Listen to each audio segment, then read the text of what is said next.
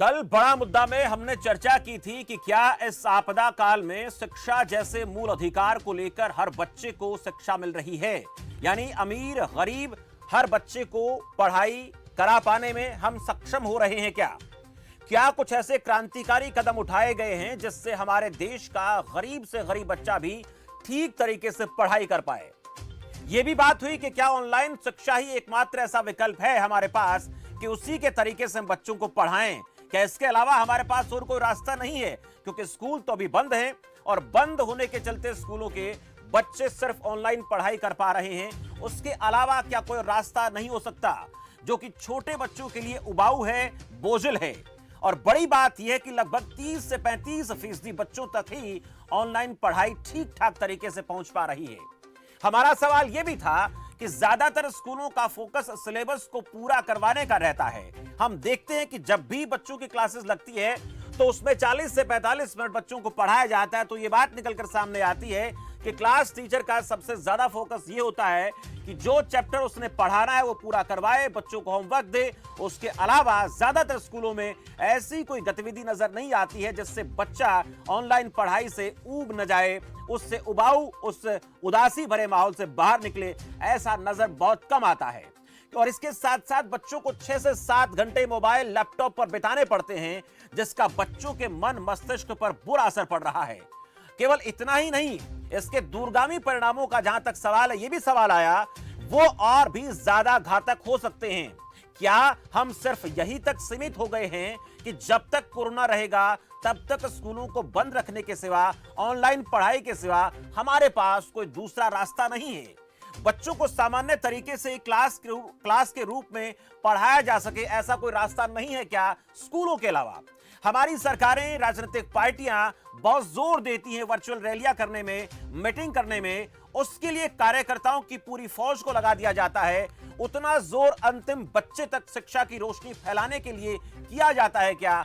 यह भी एक बड़ा सवाल कल हमने हमारे बड़ा मुद्दा में उठाया था। आज कुछ एक ऐसे सवाल हैं जिनको लेकर बड़ा मुद्दा में हम चर्चा करेंगे, लेकिन उससे पहले हम हरियाणा के शिक्षा मंत्री जो इस वक्त हमारे साथ सीधे जुड़े हुए हैं उनसे बातचीत करेंगे, समझने की कोशिश करेंगे कोरोना के संकट में बच्चे ऑनलाइन पढ़ाई कर पा रहे हैं, वो कितनी कारगर है, कितनी सार्थक है, और क्या अंतिम बच्चे तक पढ़ाई ऑनलाइन हो पा रही है, और इसका अगर कोई रास्ता है तो फिर रास्ता क्या है? इस उबाऊ पढ़ाई से बच्चों को निजात मिलेगी क्या, और क्या हम किसी भी प्रकार से स्कूल खोलने की स्थिति में नहीं है? ये तमाम वो सवाल है जिनको लेकर हमारे साथ बातचीत करेंगे सीधे तौर पर हरियाणा के शिक्षा मंत्री कंवरपाल गुर्जर साहब, बहुत बहुत स्वागत है आपका खबर फास्ट पर। धन्यवाद। कंवरपाल जी, पहले ये जानेंगे कि जो ऑनलाइन पढ़ाई है वो हम देख पा रहे हैं, बहुत से ऐसे उदाहरण भी सामने आ रहे हैं कि बच्चे धीरे धीरे उससे ऊबने लगे हैं, उनके अंदर एक उदासी, एक थकान सी महसूस हो रही है, और उन बच्चों को ऐसा लगता है कि स्कूल अगर नहीं खुलेंगे तो हमारे लिए पढ़ाई का विकल्प जो है बहुत कारगर नहीं होगा। इससे उनके मानसिक विकास पर, शारीरिक विकास पर और आने वाले कल पर बहुत ज्यादा बुरा असर पड़ सकता है। क्या कोई ऐसा विकल्प अभी है? क्योंकि स्कूल तो बंद है, स्कूल बंद होने के अलावा कोई रास्ता निकल सकता है क्या? क्योंकि हमने बहुत चर्चा की कल ऐसे शिक्षाविदों से भी, उनसे कुछ ऐसी बातें निकलकर सामने आई, उस पर भी बातचीत करेंगे। हाँ बिल्कुल, मैं आपकी बात से सहमत हूँ। वाकई ये जो ऑनलाइन एजुकेशन दे रहे हैं इससे वाकई बोरियत तो आती है, इसमें कोई दो राय नहीं है जी। और जैसे अभी आपने हमारा भी कहा है कि भाई पॉलिटिकल पार्टियां भी वर्चुअल जो है संवाद कर रही, तो हमें थोड़ी देर का संवाद होता है, हमें भी उसमें कोई ज़्यादा वो आनंद की बात नहीं होती। ठीक है, जानकारी तो मिल जाती है, वो तो सही है, लेकिन जिस प्रकार से सीधे संवाद में जो बात है वो उसमें नहीं होती। तो बच्चों को तो और भी ज़्यादा करना पड़ता है, क्योंकि अगर सिलेबस करना तो वो और भी ज़्यादा करना पड़ता है जी। तो निश्चित तौर से मैं आपसे सहमत हूँ इस बात से, लेकिन मुझे लग रहा है कि अभी कोई विकल्प नज़र नहीं आ रहा था और स्कूल की शुरुआत नहीं कर सक रहे थे, तो उसकी वजह से ही ऑनलाइन एजुकेशन देने का काम किया।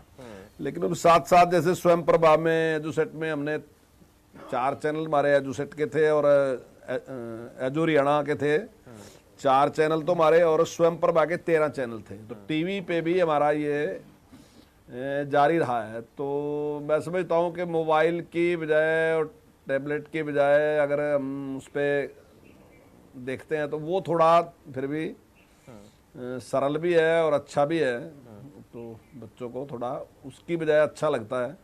और जहाँ अगर मोबाइल पे पढ़ाई करनी पड़ती है तो वाकई मैं सहमत हूँ कि वो ज़्यादा थोड़ा और भी मुश्किल है।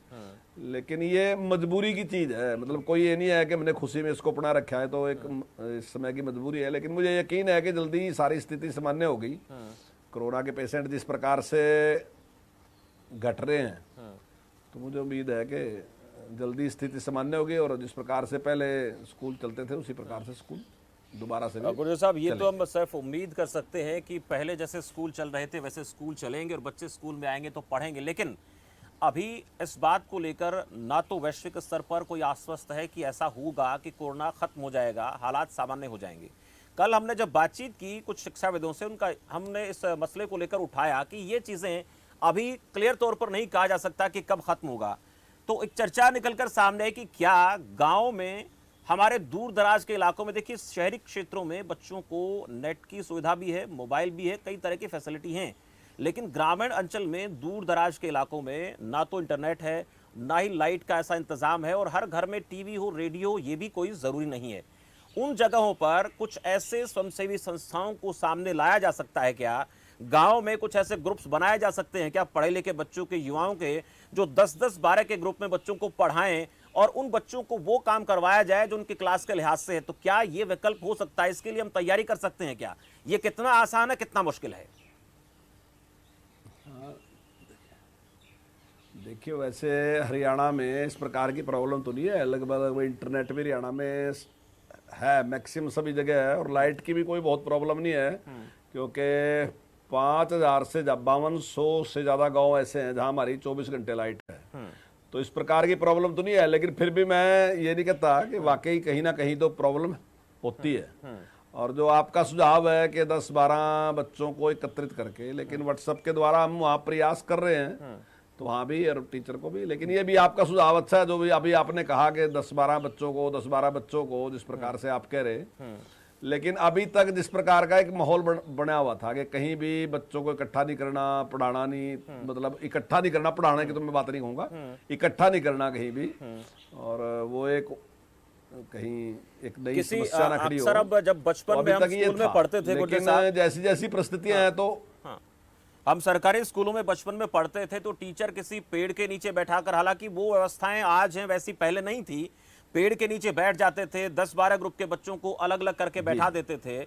उस तरीके से गांव में खुले माहौल में 10-12 बच्चों को किसी पेड़ के नीचे, किसी कमरे में, किसी धर्मशाला में, और उन बच्चों को पढ़ाने का एक जो डायरेक्ट मेथड है वो बहुत जरूरी है। बच्चे उब रहे हैं, उस उबाऊपन से शायद वो दूर निकल सकते हैं, क्योंकि स्कूल का, या फिर स्कूल का कोई ऐसा रास्ता निकल जाए कि अगर हम बच्चों को स्कूल में भेजें तो ऐसे 10-10, 12-12 बच्चे स्कूल में बुला सकते हैं। अगर एक क्लास में 50 बच्चे तो उनका 10%, 15% बुला करके काम हो सकता है, क्योंकि ये कंफर्म अभी भी नहीं है, अभी भी ये पूरी तरह से तय नहीं हो पाया है कि कोरोना बहुत जल्द चला जाएगा। और बच्चे अगर स्कूल में नहीं आएंगे, उनको ग्रुप में पढ़ाई या माहौल नहीं मिलेगा, तो इसके जो आने वाले 10-15 साल बाद परिणाम है उसको लेकर तो हम क्या अंदाजा लगाएं? नहीं, आपका सुझाव बहुत ही अच्छा सुझाव है आपका, बिल्कुल बहुत ही अच्छा सुझाव है। निश्चित तौर से इस पे विचार किया जा सकता है, बिल्कुल 100% आपका अच्छा सुझाव है, और निश्चित तौर से इस पे विचार करेंगे हम। जो आपने सुझाव दिया कि गांव में और वहीं पे अगर कुछ उसका इंतजाम हो जाए पढ़ने का, और खासकर मेरा जो यहाँ का जो पहाड़ी एरिया है इसमें तो है समस्या इस प्रकार की।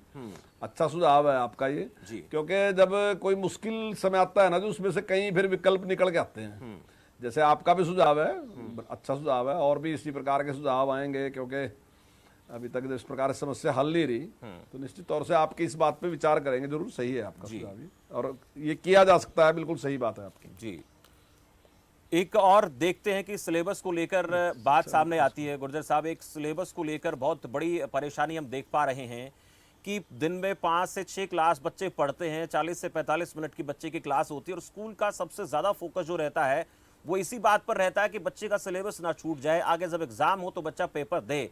और ऐसे में उनके लिए मजबूरी है स्कूलों के लिए भी पूरा सिलेबस करवाना, उसके साथ साथ बच्चे की मजबूरी है कि 6 से 7 घंटे मोबाइल पर रहना।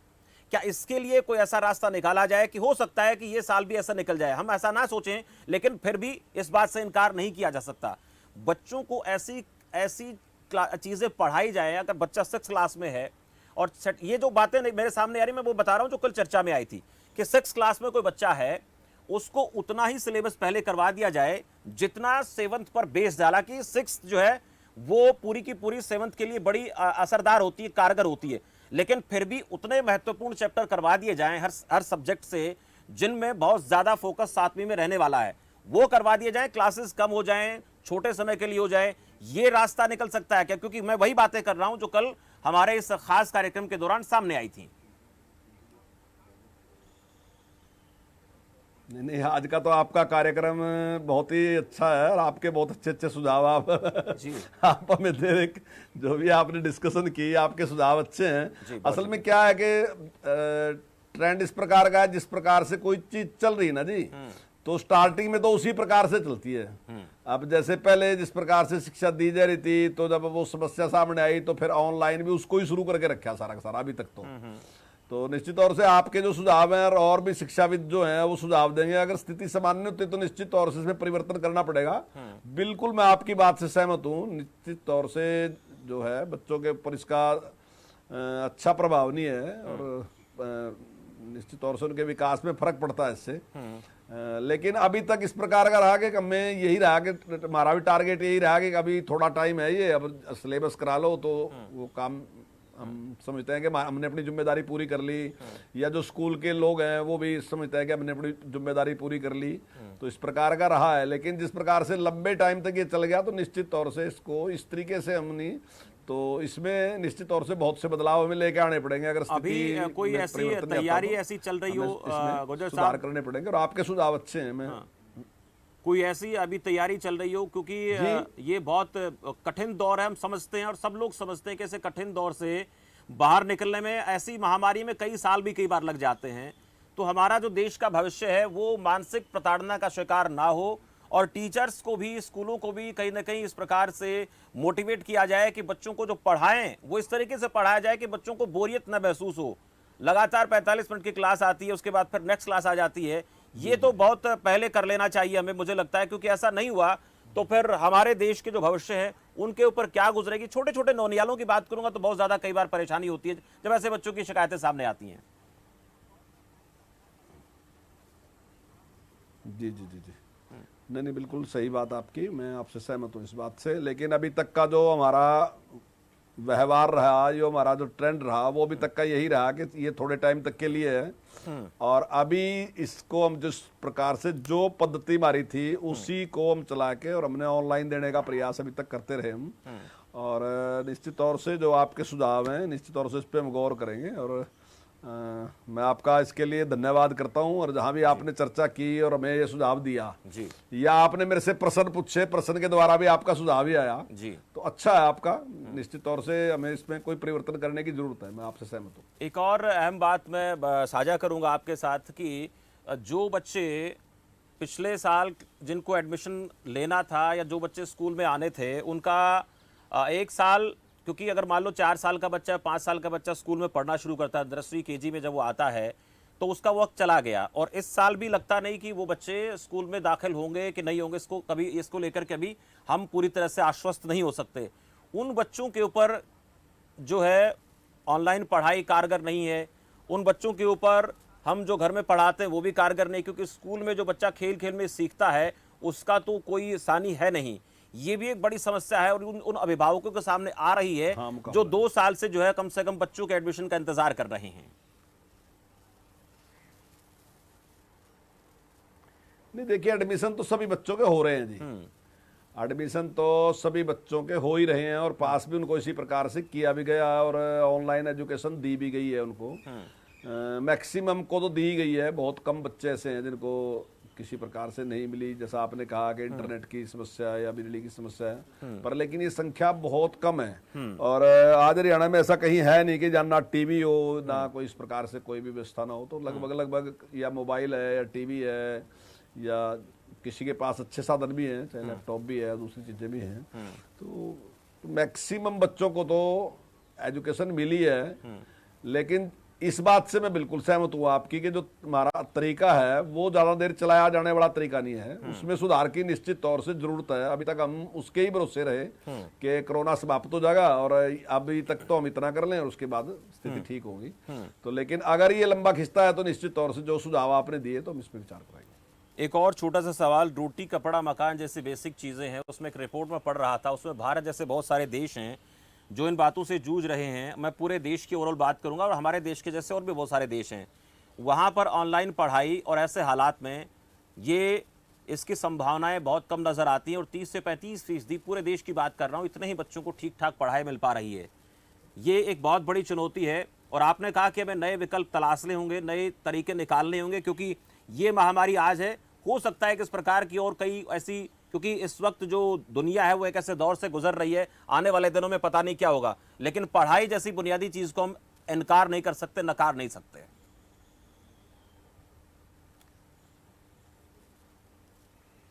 जी जी बिल्कुल सही बात है आपकी। और जैसे हमने ये जो हमारा चैनल है स्वयं प्रभा, इससे जब 13 चैनल चले, जैसे एजुसेट या एजू है हरियाणा, इसमें 4 चले, लेकिन सेंट्रल गवर्नमेंट ने और भी जो से आपके चैनल थे डीटीएच के, तो उन पे भी सरकार ने उसका प्रयास किया। तो मैं समझता हूँ कि देश में भी उसका बहुत बड़ा वो है, जहाँ नेटवर्क, जहाँ तक हम इस सारे को एजुकेशन देने में सफल रहे हैं।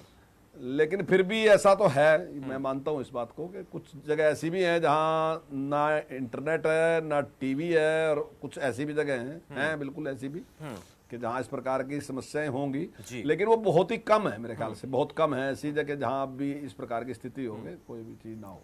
बिल्कुल, हरियाणा जैसा प्रदेश थोड़ा सा प्रगतिशील प्रदेश है, अग्रणी है देश में, तो उनके सामने ऐसी दिक्कतें नहीं है। लेकिन अगर मैं पूरे देश की बात करूं तो बहुत से राज्य ऐसे हैं जहां पर बिजली की आपूर्ति नहीं है, इंटरनेट तो बहुत दूर की बात है। कंवरपाल जी, एक और आपसे आखिर में चलते चलते, आपने बहुत सी बातों को ये कहा कि इन चीज़ों पर विचार होना चाहिए, विचार किया जा सकता है। आखिर में मैं चाहूँगा कि बच्चों को इस वक्त मोटिवेट करने के लिए, क्योंकि मोटिवेशन बहुत ज़रूरी है, और जब प्रदेश के शिक्षा मंत्री बच्चों को मोटिवेट करते हैं तो उन्हें एक हौसला मिलता है। चलते चलते आपसे 2 शब्द इसको लेकर मैं चाहूँगा कि आप क्या कहना चाहेंगे।